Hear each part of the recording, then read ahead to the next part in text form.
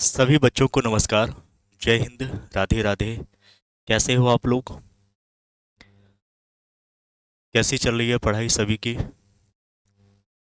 सभी लोग mock test अच्छे से कर रहे हैं ना? एक एक क्वेश्चन करना है आपको, खुद से भी करना है। और जो मैं पैटर्न बताता हूँ, जो कंसेप्ट बताता हूँ, हो सकता है पहले से आपको पता हो, लेकिन फिर भी उसको देखिए। और रोज हम मॉक टेस्ट कराते हैं, एग्जाम तक ये काम करते रहिए। आप देखिएगा कि एग्जाम हॉल में जब बैठिएगा तो आपको इसी टाइप के, इसी पैटर्न के और लगभग यही डिजिट आपको देखने को मिलेगा।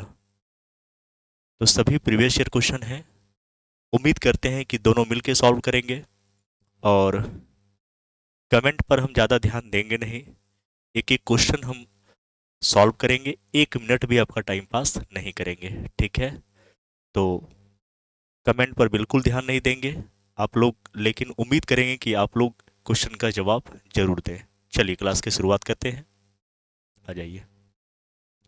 पहला क्वेश्चन है हमारे पास कि एक फल विक्रेता 10 रुपये में 12 केले खरीदता है और 12 रुपये में 10 केले बेचता है। उसका लाभ प्रतिशत ज्ञात करें। इस टाइप का सवाल बच्चे हमने करा दिए हैं। आ जाओ। देखो यहाँ पे करना क्या है सर, 12 की दर से 10 रुपये में खरीदता है और 10 की दर से 12 रुपये में बेचता है।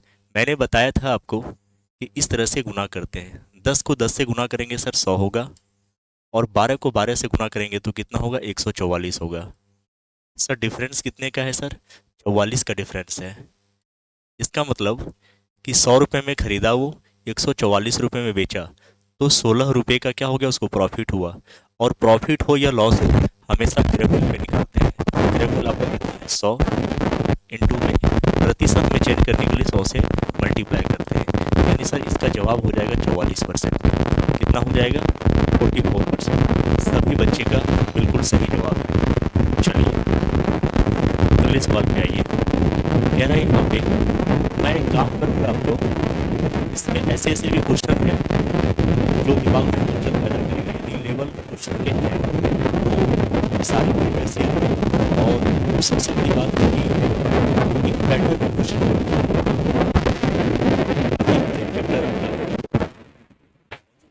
रिपीटेड क्वेश्चन है ना, मैं उसको ज़्यादा कर रखता हूँ, ठीक है? ताकि आपका अच्छे से रिवीजन हो जाए। किसी बुक को फॉलो नहीं करना है, सारा क्वेश्चन यहाँ आपको मिल जाएगा, ठीक है? आ जाओ। x प्लस 1/x का मान अगर 3 है, तो मैंने बताया था कि जब भी x plus 1/x sir a होगा, तो एक्स स्क्वायर प्लस 1/x² क्या हो जाएगा सर? a² -2 होगा। और जब x³ प्लस 1/x³ पूछेगा तो a³ -3a होगा। अच्छे क्वेश्चन भी आएंगे, टेंशन नहीं लेना। देखते तो जाओ। पहले हमसे पूछ रहा है सर x³ प्लस 1/x³ का मान क्या होगा, तो a³ -3a करेंगे सर, यानी 3 का क्यूब -3a, और a का मान क्या है सर? 3 है। इसका मतलब 27 - 9 यानी 18 होगा। देख रहे हो कितने बार रिपीटेड क्वेश्चन है ये। अगले सवाल पे आते हैं। ये सवाल देखो, कह रहा है दो पाइप ए और बी एक टंकी को क्रमशः 20 और 30 मिनट में भर सकते हैं। यदि दोनों पाइप एक साथ खोल दिया जाए तो टंकी कितने समय में भरेगी? ठीक है सर, भरने वाला टंकी है तो प्लस रखेंगे, दोनों भरने वाला टंकी है तो प्लस का 20 और प्लस का 30। अब कुल निकालने के लिए क्या करेंगे सर? 20 और 30 का एलसीएम लेते हैं, 60 आएगा। 60 आएगा, ठीक है? तो अगर यहाँ ए है, ये ए है और ये आपका बी है, तो ए जो है 1 मिनट में कितना भरेगा सर? तो 60/20 यानी 3 यूनिट। और बी 1 मिनट में कितना भरेगा सर? 60/30 यानी 2 यूनिट। यानी 1 मिनट में ए भर सकता है 3 यूनिट, और 1 मिनट में बी भर सकता है 2 यूनिट। कह रहा है दोनों मिल जाए तब, तो दोनों मिल जाएंगे तो 60 है, और प्लस में 3 + 2 दोनों मिल जाएंगे तो दोनों को क्या करेंगे, 8 करेंगे। तो 60/5 हो जाएगा सर 12। यानी दोनों जो है वो 12 मिनट में टंकी को क्या करेंगे, भर देंगे। ठीक है, चलो अगले सवाल पे चलते हैं। कह रहा है एक समबाहु त्रिभुज की प्रत्येक भुजा 8 सेंटीमीटर है, इसकी ऊंचाई ज्ञात करें। अब ये भुजा दे रखा है। समबाहु त्रिभुज में क्या होता है, प्रत्येक भुजा समान होते हैं, ये भी ए है, ये भी ए है, ये भी है। सर हमें पता है ऊंचाई के बारे में कि समबाहु त्रिभुज की जो ऊंचाई होती है वो क्या होता है, समबाहु त्रिभुज की जो ऊंचाई है वो √3/2a है। इसका मतलब √3/2 इंटू भुजा का मान, 1 मिनट बच्चे।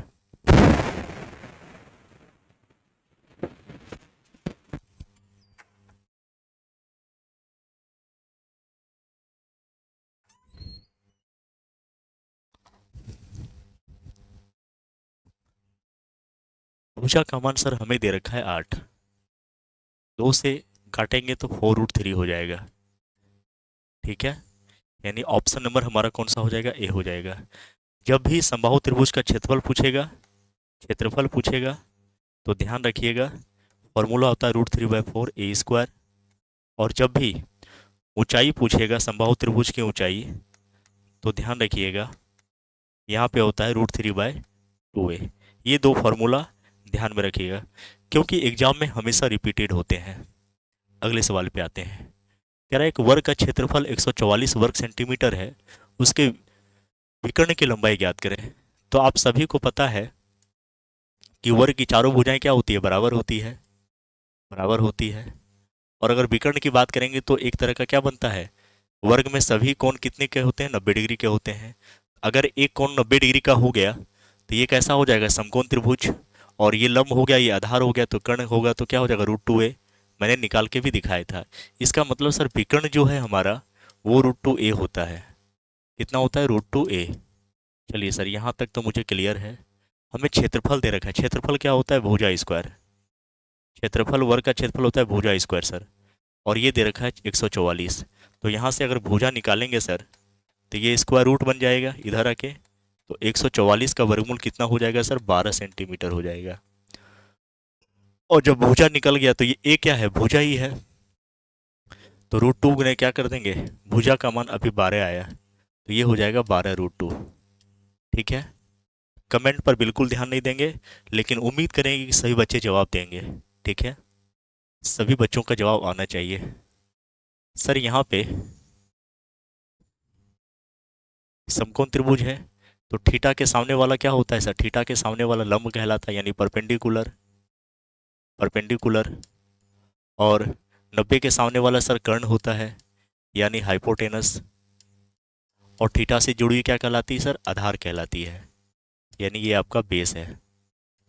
और यहाँ पे सर कॉस थीटा क्या होता है, कॉस थीटा जो होता है वो होता है आधार बटा कर्ण। क्या होता है, आधार बटा कर्ण। यानी सर बेस अपॉन हाइपोटेनस, क्या कहोगे सर, बेस अपॉन हाइपोटेनस। इसका मतलब सर बेस हमारा दे रखा है और इसका मान दे रखा है सर 5/13। कितना दे रखा है, 5/13। यानी बेस हमारा दे रखा है 5 और हाइपोटेनस दे रखा है 3। तो हमें यहाँ से अगर पी का मान निकालना है तो क्या करते हैं, कर्ण के स्क्वायर में से हम क्या करते हैं, आधार के स्क्वायर को घटा देते हैं। तो यहाँ से घटाओगे, ट्रिपलेट सभी बच्चों को याद होना चाहिए, मैं अभी लिखा भी दूंगा ताकि सभी बच्चे याद रखें। एक दिन टाइम निकाल के ट्रिपलेट कैसे निकलता है वो भी बता देंगे। सर 144 होगा और 144 का वर्गमूल 12, यानी जो हमारा परपेंडिकुलर आएगा वो सर 12 आएगा।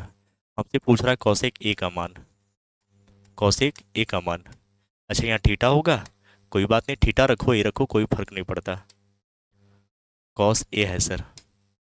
तो ये होता है H/P यानी हाइपोटेनस अपॉन परपेंडिकुलर। तो हाइपोटेनस हमारा कितना है सर, यानी कर्ण हमारा 13 है और लंब यानी परपेंडिकुलर हमारा है 12 और यही जवाब हो जाएगा, 13/12 है। देखिए आप हमेशा याद रखिएगा, 3 ट्रिपलेट याद रखना, 3 4 5 6 8 10 9 12 15। ये फेमस ट्रिपलेट है और यहीं से सवाल पूछते हैं। 8 15 17 5 12 13 अभी देखो 5 और 13 आ गया था ना, 5 और 13 12, यानी बीच वाला पता चल गया था ना। तो इतना करने का जरूरत नहीं पड़ेगा। और ये आता कहाँ से, मैं एक क्लास लेके आपको बता दूंगा, ट्रिपलेट का एक केवल क्लास लूंगा।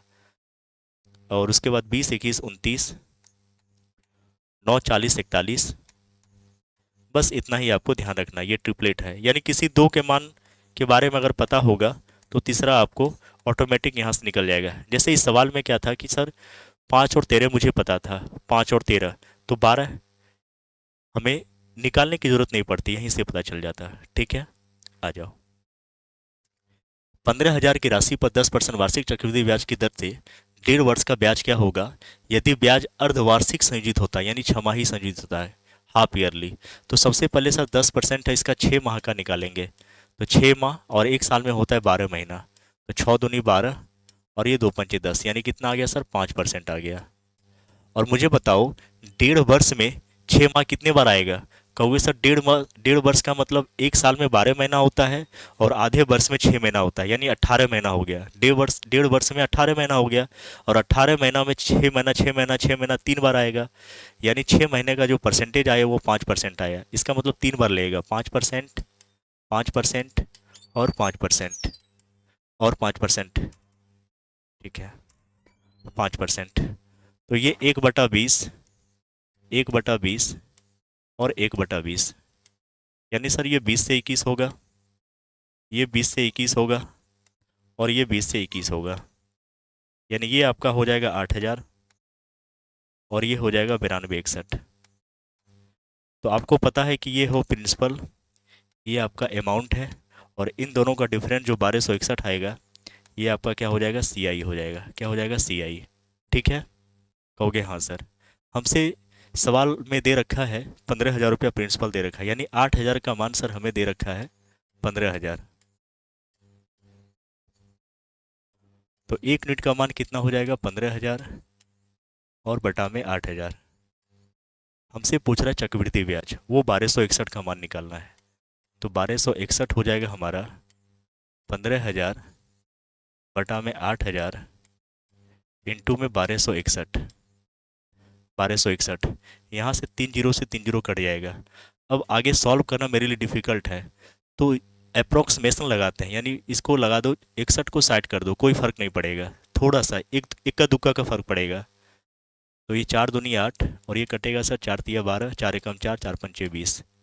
अब नहीं कटेगा, तो 15 पचे 75 हो जाएगा और 15 और 7 22, बाकी 2, 15 तिया 45 और 2 47।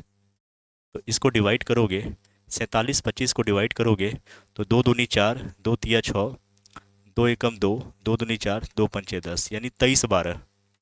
और 23 के आसपास में यही आ रहा है ऑप्शन, और कोई सा ऑप्शन नहीं है। ये 2300 और ये 2364 है, यानी इसके आसपास में आएगा। मैंने क्या किया सर, 61 को 60 बना दिया ताकि थोड़ा सा कैलकुलेशन करने में मुझे आसान हुआ। अप्रोक्सीमेशन लगा सकते हो आप, कैलकुलेशन आसान हो जाएगा। ठीक है, 2 4 का फर्क पड़ता है। ये क्वेश्चन मैं देता हूँ आपको, कमेंट बॉक्स में जवाब देना इसको, क्योंकि एक सवाल तो आपको देना है। यहाँ पे आयतन क्या होता है, गोले का आयतन मैं लिखा देता हूँ 4/3 πr3, और इसका मान दे रखा है सर 38,808। और आपसे इसका पृष्ठीय क्षेत्रफल पूछ रहा है, यानी 2 πr² का मान पूछ रहा है। तो यहाँ से सबसे पहले आपको r निकालना है और r को यहाँ पुट कर देना है। मैं थोड़ा सा हिंट दे दिया आपको, ठीक है, सभी लोग जवाब देंगे। यहाँ पे देखो, प्रथम n संख्याओं का औसत, प्रथम n प्राकृतिक संख्याओं का औसत, संख्याओं का औसत, औसत n इंटू n+1 होता है। मैं तीनों लिखा देता हूँ। प्रथम n विषम प्राकृतिक संख्याओं का औसत, विषम प्राकृतिक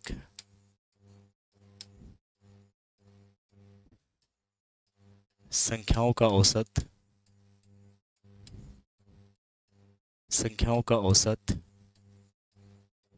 वो केवल n होगा। और तीसरा पूछता है प्रथम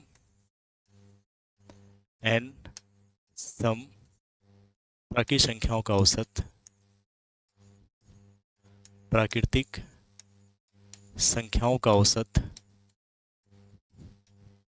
संख्याओं का औसत, औसत वो होता है n+1। तो हमसे सवाल पूछा है विषम प्राकृतिक संख्याओं का औसत। तो देखो प्रथम n विषम प्राकृतिक संख्याओं का औसत, और n के जगह दे रखा है 5, और वो क्या होता है n के बराबर, यानी ऑप्शन नंबर हमारा कौन सा हो जाएगा, पहला। ठीक है, आ जाइए यहाँ पे देखो, a-b जो है वो हमारा 2 दे रखा है, और a² + b² वो हमें दे रखा है 20 के बराबर।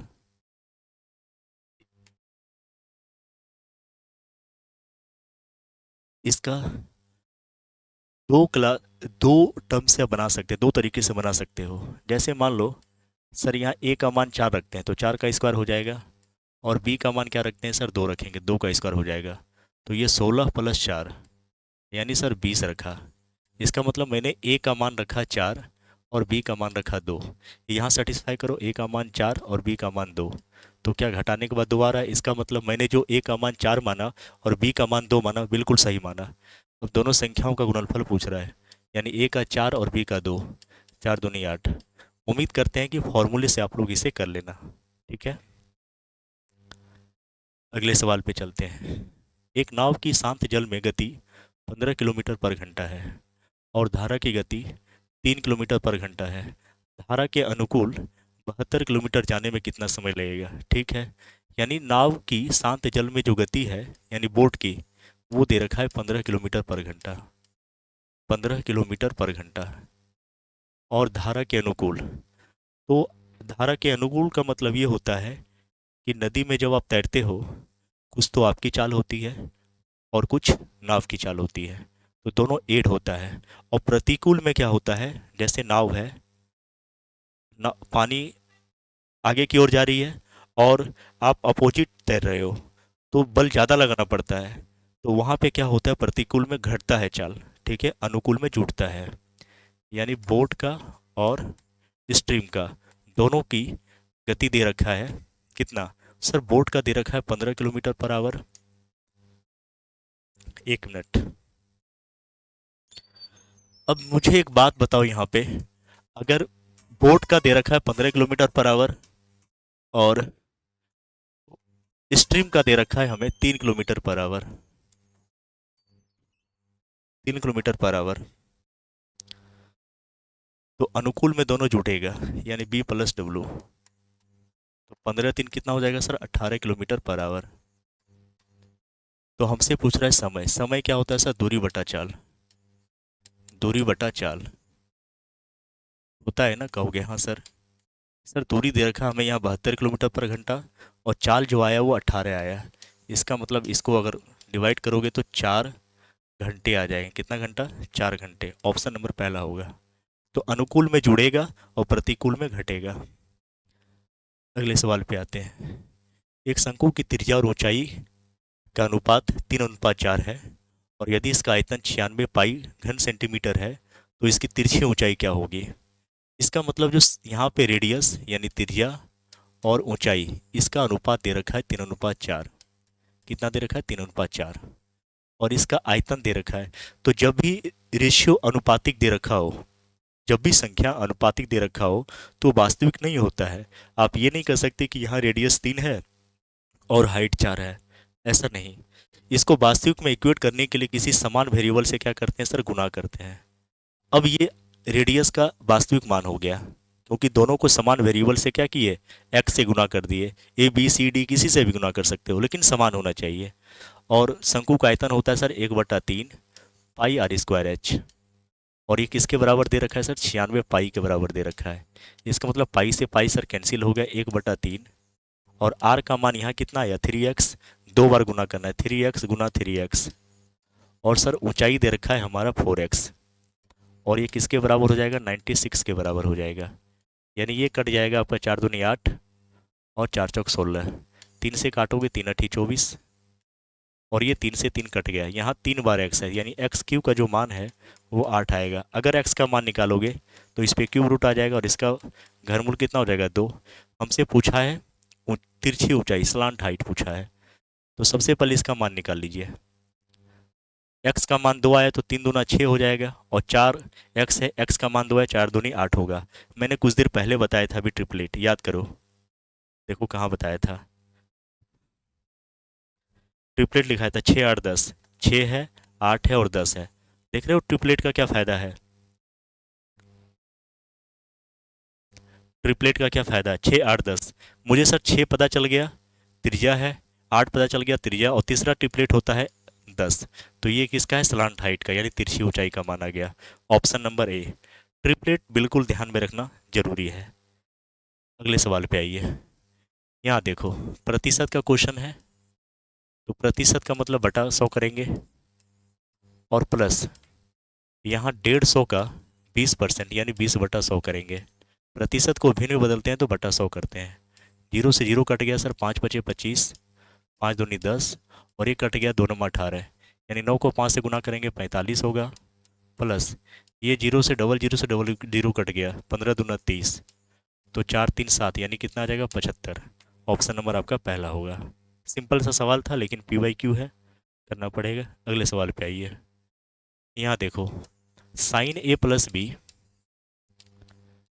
का मान दे रखा है हमें 1 के बराबर। मुझे बताओ साइन के किस एंगल में थीटा का मान 1 के बराबर होता है। कहोगे सर साइन के किस एंगल में होता है एक मान, तो सर साइन 90 डिग्री का मान क्या होता है 1 के बराबर, हाँ या ना। कहोगे बिल्कुल, साइन से साइन कट जाएगा तो यहाँ से सर A प्लस B आएगा, कितना आएगा 90 डिग्री, बिल्कुल सर। दूसरा दे रखा है cos A minus B, cos A minus B, और इसका मान दे रखा है √3/2। मुझे बताइए कि कॉस के किस का मान होता है √3 के बराबर। कहोगे सर कॉस जो है वो 30 डिग्री का मान होता है √3 के बराबर, √3/2 के बराबर। कॉस से कॉस कट जाएगा तो A माइनस बी का मान यहाँ 30 होगा। हमसे पूछ रहा है A और B दोनों, जब भी दो संख्याओं का योग दे रखा हो और दो संख्याओं का अंतर दे रखा हो, तो हमेशा निकालने का तरीका क्या है, पहला मान निकालोगे, दोनों संख्याओं को जोड़ दो, 90 + 30 को 2 से डिवाइड कर देंगे, और दूसरा मान अगर मुझे निकालना है तो दोनों संख्याओं क्या करेंगे सर, घटा देंगे और बटा 2 कर देंगे। ये तरीका है। जब भी दो संख्याओं का योग दे रखा हो और दो संख्याओं का अंतर दे रखा हो, तो पहली संख्या को निकालने के लिए दोनों संख्याओं को जोड़ के आधा कर देंगे, और दूसरी संख्या निकालना है, दोनों संख्याओं को घटा के आधा कर देंगे। 9 3 12, 12 यानी 120 का आधा 60 हो जाएगा, 9 में से 3 गया 6 यानी 60 का आधा 30 हो जाएगा। तो A और B का मान आएगा 60 और 30। ठीक है, कहोगे बिल्कुल सर। अगले सवाल पे आते हैं। एक वस्तु के अंकित मूल्य पर 20% की छूट देने के बाद उसे 640 में बेचा जाता है, अंकित मूल्य क्या था। तो सर अंकित मूल्य जो होता है, MRP जो होता है, वो अपने आप में 100% होता है। कहोगे बिल्कुल सर। अगर 20% का छूट मिला तो सेलिंग प्राइस कितना होगा सर, 80%, क्योंकि MRP अपने आप में 100% और 20% का छूट मिला यानी 80%, और इसी 80% का मान दे रखा है 640 रुपया। सर 0 से 0 कट गया, 8 8 64, 8 बार में कट गया, यानी 1% का मान जो सर आया वो 8 आया। हमसे पूछ रहा है कि अंकित मूल्य क्या होगा। सर अंकित मूल्य अपने आप में 100% यानी 100% का मान निकालना है। तो जब 1% का मान 8 है तो 100% का क्या होगा, 8 गुना 100, यानी सर 800% हो जाएगा।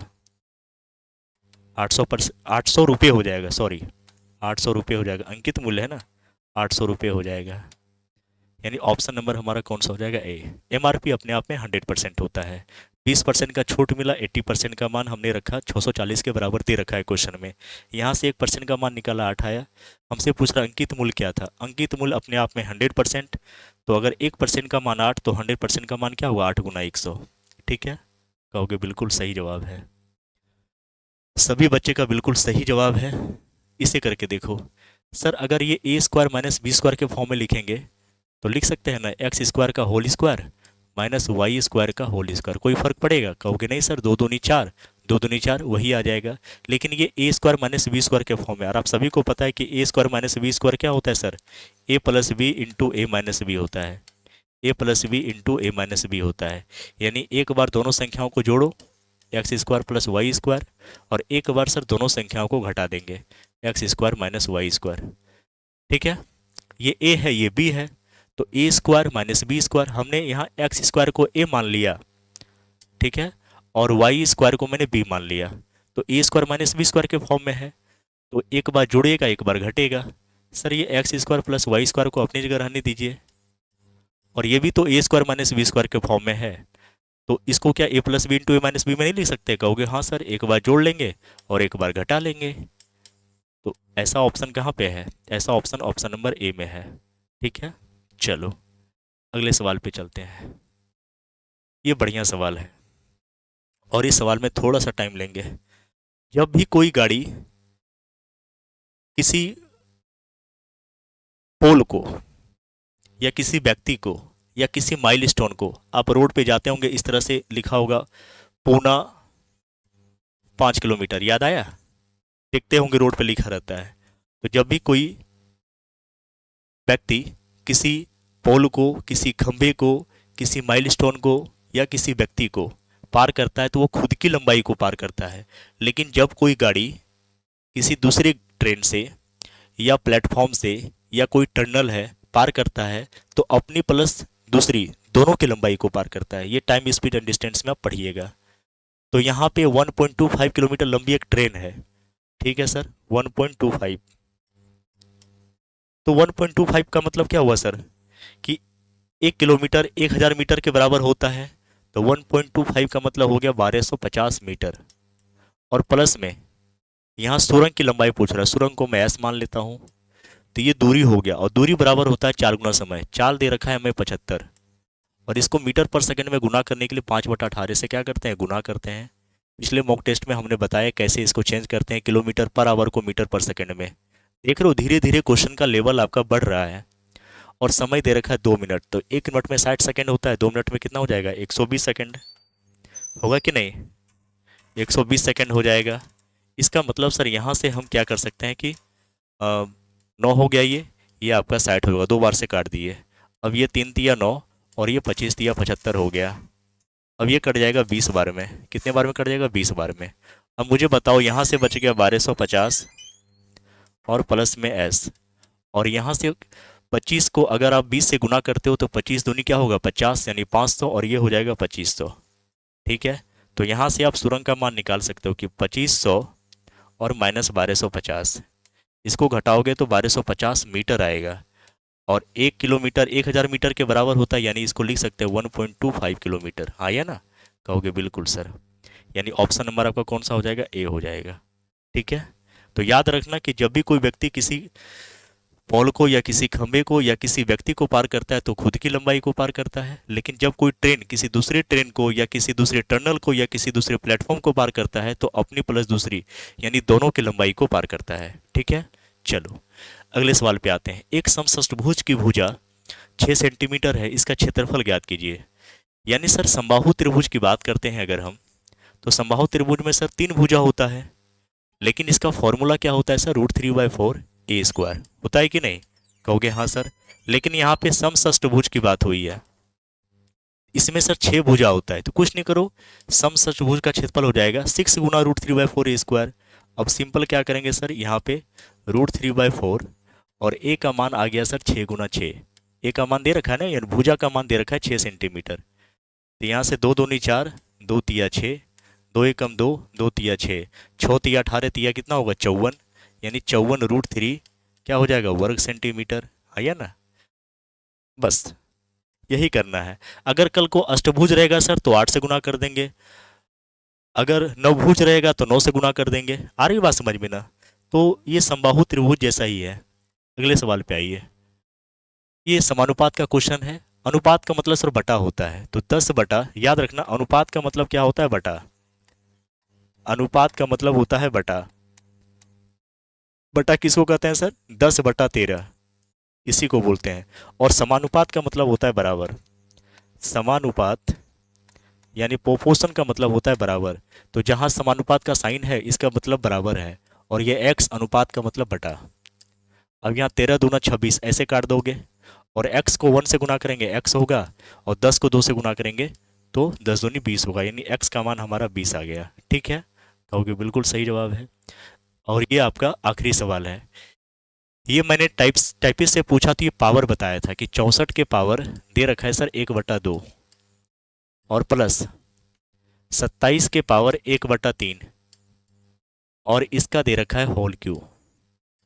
इस फॉर्म में ये क्वेश्चन है सर। इसको हम लिख सकते हैं 8 का स्क्वायर, कहोगे बिल्कुल सर, और इस पर 1/2 है, प्लस इसको 3 का क्यों लिख सकते हैं 27 को, कहोगे बिल्कुल सर, यहाँ 1/3 है, और इस पे भी क्या है सर, पावर का स्क्वायर है ना, स्क्वायर है ना बउआ, ए बउआ, स्क्वायर है ना, स्क्वायर डाल दो सर। यहाँ से काम कर सकते हैं हम कि ये स्क्वायर से स्क्वायर कट जाएगा, क्यूब से क्यूब कट जाएगा, तो यहाँ से बचा 8 और प्लस 3, और इस पे पावर सर दे रखा है 2, यानी 8 3 11, और 11 का स्क्वायर कितना होता है सर 121। ऑप्शन नंबर आपका पहला। तो आज का जो क्वेश्चन रहा उसमें 3 से 4 क्वेश्चन हमने लेवल वाले रखे हैं। धीरे धीरे हम लेवल बढ़ाएंगे क्योंकि लेवल सबका निकलेगा। तो ये सीरीज कैसा लग रहा है आपको, मज़ा आ रहा है? बहुत सारे बच्चे 20/20 जो भी बच्चे किए होंगे वो हमें जवाब देंगे कि सर मैंने 20/20 किया, मुझे बहुत खुशी होगा। अपना स्कोर जरूर बताना कि सर हमने 20 में 13 क्वेश्चन किया, 20 में 15 क्वेश्चन किया, 20 में 18 क्वेश्चन किया, तो सभी बच्चे जवाब देंगे, ठीक है। अगर अच्छा लगा हो तो लाइक कर देना, अन्यथा नहीं करना, आपकी मर्जी है। और चैनल को हो सकता है सब्सक्राइब करने का मन हो तो कर दीजिएगा, कोई जोर जबरदस्ती नहीं है, ठीक है। सभी से अलविदा लेते हैं। ऐसे ही पढ़ते रहिए, मस्त रहिए, अपने परिवार का नाम रोशन करिए, माता पिता का सम्मान करिए और खुश रहिए, ईमानदारी से पढ़िए। चलिए बाय, टेक केयर।